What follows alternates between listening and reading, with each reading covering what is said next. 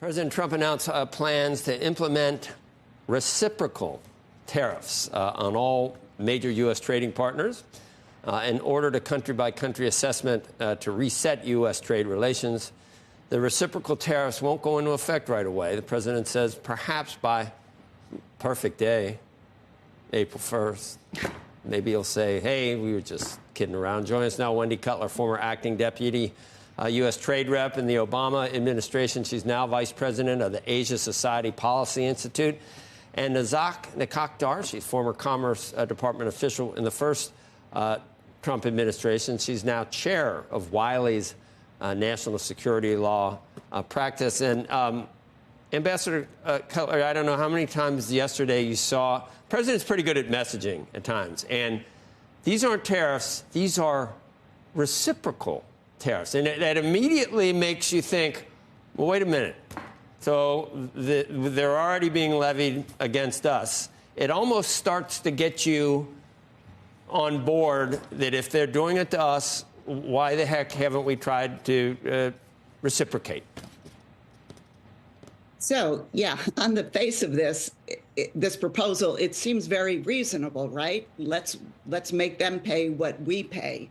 But frankly, it's just more complicated than that. We have a tariff schedule with almost 10,000 lines, almost 200 countries, and he's asking his advisors in less than 2 months to come up with a reciprocal tariff proposal that he could put into effect. And moreover, he's asking that an array of taxes, non-tariff measures, and subsidies be quantified to also contribute to the tariff rate. So this is going to be a yeoman's task to put it to operationalize. And, you know, from my perspective, a more targeted approach probably would be more beneficial to the United States. Maybe we can use AI. If it was possible, so you have a problem with the logistically being able to do it. If it was possible to do it, do you think there's some merit to the idea? And do you really think it happens on April Fool's? Do you really think it happens, or are we in the negotiating stages, threat stages, to see what everybody else does at this point? Maybe they never get levied or slapped. The tariffs are always slapped. Right. And, you know, there's always time between the announcement of these tariffs and the implementation date. So countries probably will be approaching the administration to see what they can do to get to either negotiate or be exempt from these tariffs. But for example, autos, I agree with autos. Europe has a 10% tariff. We have 2.5%. I get that. It's a product we care about and we're competitive in, and we should have equal access. But take a product like coffee, where India has a 100% tariff. We have a 0% tariff. We don't really produce coffee. Do we want to pay 100% tax on coffee in the quest for reciprocity? It makes no sense. Let's take a targeted approach, focus on those products we care about, and then approach that country and try and negotiate. Zach, in your view, is this something that we should not only look at, but actually go through with many different countries? Initially, you can't help but ask yourself, why are we sitting here allowing it to happen to us? It's nice that we do so well, the United States, leading economy in the world. That doesn't mean that, you know, that we owe everyone else because we happen to do it better and we can afford it. That shouldn't be the way it works. Yeah, I mean, and good morning, good to be with you.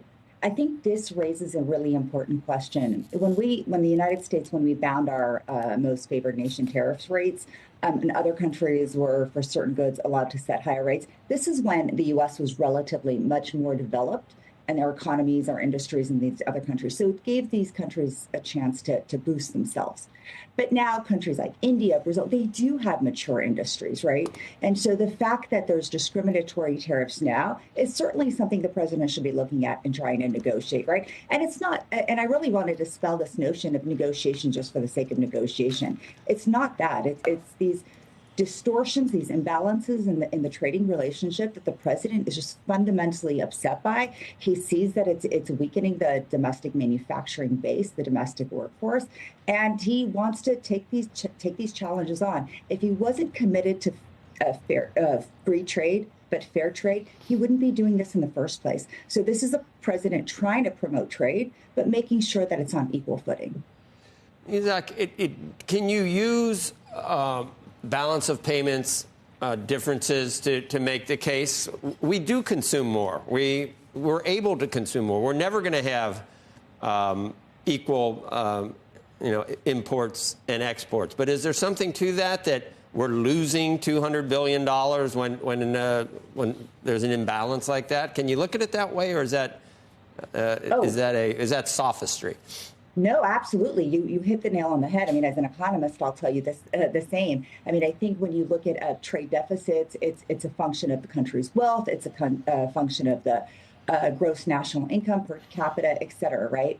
But fundamentally, putting all that aside, I think what the president has asked his administration to do is to go and analyze all this, right? He's not going to take every single tariff line on in terms of unfair trade with 190 plus countries, but he's going to look at those that are really distorted, the distortions that are enormously impacting U.S. industries, and tackle those. Maybe that'll offset the balance of payment issues on a bilateral basis. Maybe more needs to be done, but what he articulated in his America First memo a few weeks ago is that, one, he sees problems. Two, he's directing his federal agencies to look at the whole scope of the problems, utilize the appropriate authorities to tackle these. What he'll ultimately tackle, we'll see what the analysis shows.